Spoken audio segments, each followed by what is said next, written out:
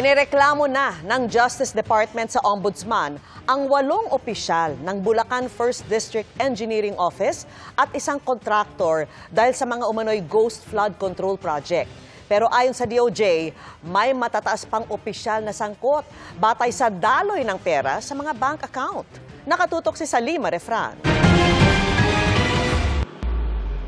Malversation through falsification, perjury at paglabag sa Anti-Graft and Corrupt Practices Act ang unang asuntong isinampa ng Department of Justice sa Ombudsman kaugnay ng umano'y ghost flood control projects sa Bulacan 1st Engineering District.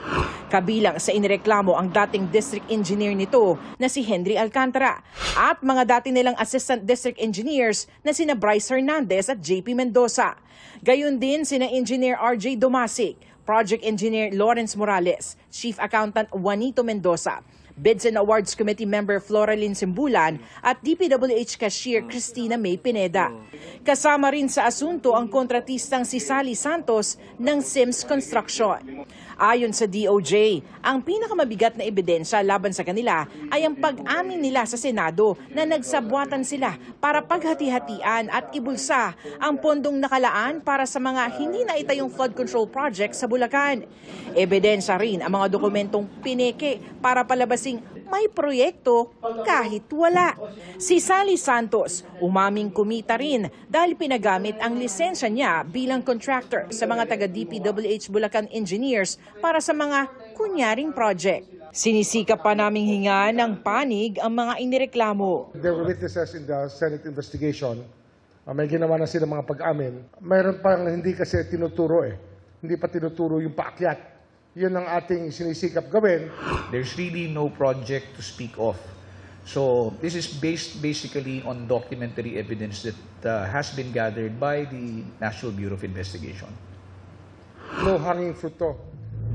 We call this the open and shut cases.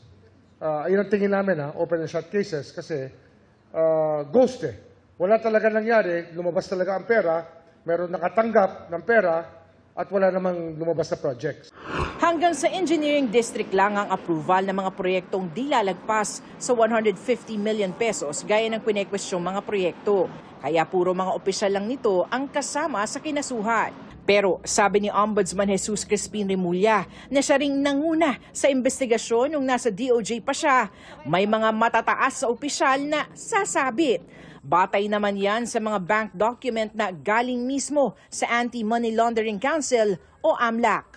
May mga data na pumapasok unti-unti na talaga magpapakita na nagkabatuhan ng pera from one account to the other. Bank to bank po yung ibang transaksyon, kaya huling-huli.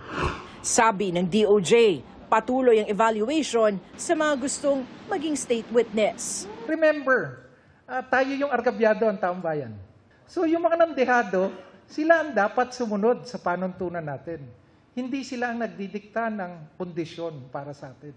Ang usapin ng restitution o pagbabalik ng pera, pag-uusapan naman daw kapag nasa korte na ang mga reklamo. Para sa GMA Integrated News, Salima Refran, nakatutok 24 oras.